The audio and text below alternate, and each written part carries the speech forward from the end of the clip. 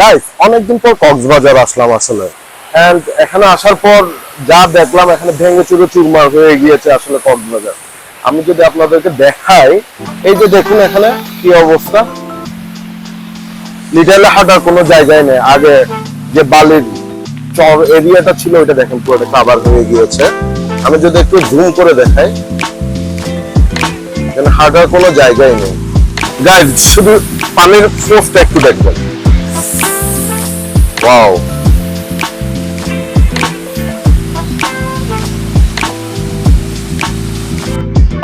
বৃষ্টি হচ্ছে তো টানা, তো পার সব ভেঙে গিয়েছে, লিটারালি হাঁটার কোনো অবস্থা নাই, আর প্রচুর পানির স্রোত দেখা যাচ্ছে।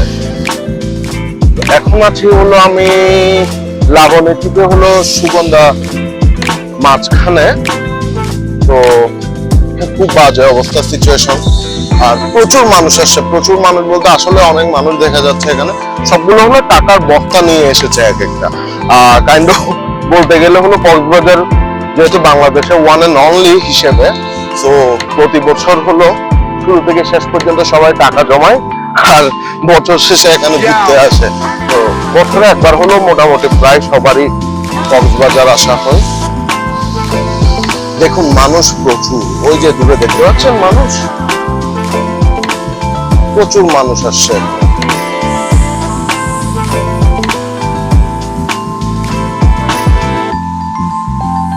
আর এই ঝাউবনটা আমি ছোটবেলা থেকে দেখছি, এই ঝাউবনটা এখানে অন্যরকম ছিল, এই জায়গা থেকে শুরু ছিল ঝাউবন, এখান থেকে আস্তে আস্তে আস্তে আস্তে এটা সরে গিয়েছে, চলে আসছে নানা রকম ভাবে। এই জায়গাটা আমার খুবই ভালো লাগে, দেখুন কি সুন্দর জায়গাটা, খুব সুন্দর লাগে এই জায়গা। অলওয়েজ পানি থাকে তো, হালকা একটু পানি থাকে, আর সাথে রিফ্লেকশনটা দেখুন।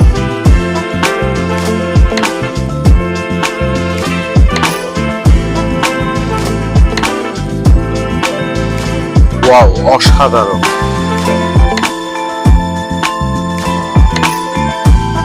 দিয়ে তোর ভিডিও করে তুই যা।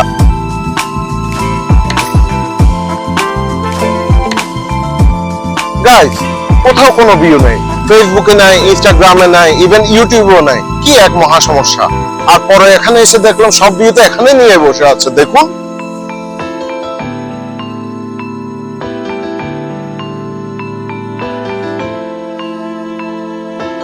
অনেক ঘোরাঘুরি করলাম, দেখতেছি খুবই ভালো লাগতেছে আসলে। আর এই ঝাউবনটা এখানে ওয়ান এন্ড অনলি মনে হয়, আই গেস। ওইদিকে তেমন একটু নয়, সকালের দিকে যা আছে ওইদিকে তাও বন্ধ করে দেওয়া হয়েছে এখন। এই পাশটায় যা আছে তাই সুগন্ধা লাবণী পয়েন্টের মাঝে। এরিয়াটা খুব সুন্দর, আমি যদি দেখাই দেখুন,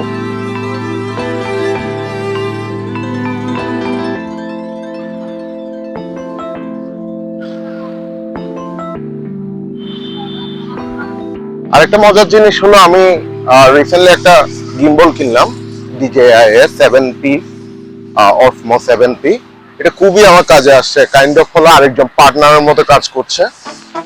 অটোমেটিক্যালি হলো আমার ফেস ডিটেক্ট করে হলো ক্যামেরার পজিশনটা ঠিক রাখছে, তো এই ক্ষেত্রে কাইন্ড অফ হ্যাসেল ফ্রি। আর এখন প্রচুর বাতাস হচ্ছে, প্রচুর বাতাস। অনেকদিন পর হেঁটে ভালো লাগতেছে, খুব ভালো লাগতেছে।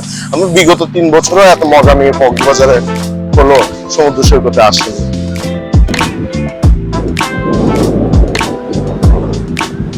কক্সবাজারে এই সময়টা খুব বেশি মজার কেন বলবো, আমি আসলে বলি যে শীতকালে হয়তো প্রচুর ঠান্ডা আর বাতাস থাকে, দ্যাটস ফাইন। গ্রীষ্মকালে হয় প্রচুর গরম, অসম্ভব, বাতাসও গরম। কিন্তু বর্ষাকালে বৃষ্টি পড়ে, কিন্তু বৃষ্টি যে মুহূর্তে থামে ওই সময়ে যে মেঘাচ্ছন্ন ওয়েদারটা থাকে, এই যে এখন আকাশ দেখেন পুরোটা মেঘে পড়া, এই মেঘাচ্ছন্ন যে ওয়েদারটা থাকে, এই সময় যে বাতাস এবং চারপাশের যে পরিবেশটা খুবই আরামদায়ক।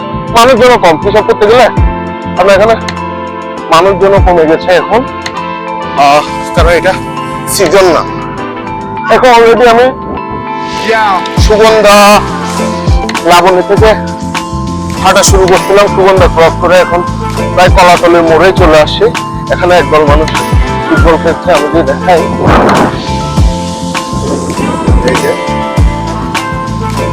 এই যে ফুটবল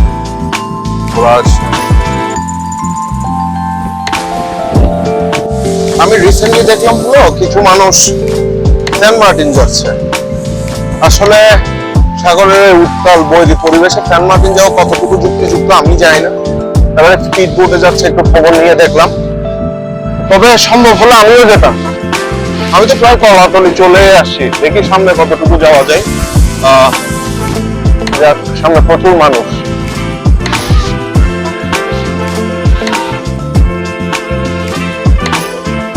ওই ঘোড়া দেখতে পাচ্ছেন, একটা ঘোড়া নিতে চেয়েছিলাম। এখন ঘোড়া কেনার মতো টাকা আমার আছে, কিন্তু হলো ওই ঘোড়া মেনটেন করার মতো টাকা এখন আমার নেই, যার জন্য। তবে খুব ইচ্ছা আছে জীবনে একসময় ঘোড়া কিনবো।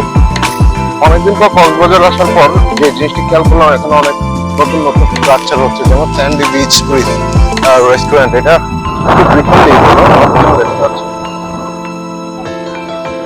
খুব রিসেন্টলি হচ্ছে, আর এটা ঠিক অপোজিটে হলো সমুদ্র সৈকত।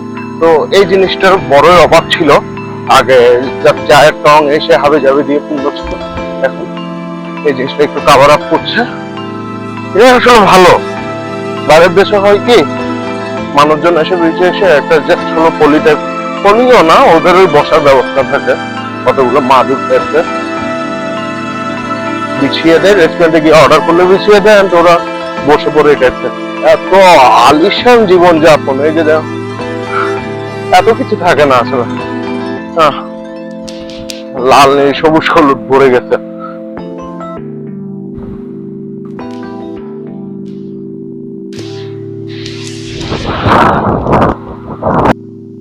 এই মারামারি করবি না, কুকুরের বাচ্চাগুলো মারামারি করছে। এই হলো আজকের অবস্থা। অনেক কিছুই দেখালাম, অনেকদিন পর সমুদ্র সৈকতে এসে 10-15 মিনিট যা পারি আপনাদেরকে ঘুরে ঘুরে দেখালাম আসলে কি অবস্থা না অবস্থা। আমি যতটুকু দেখলাম আপনাদেরকেও ততটুকু দেখলাম, কোনো কমও না বেশিও না।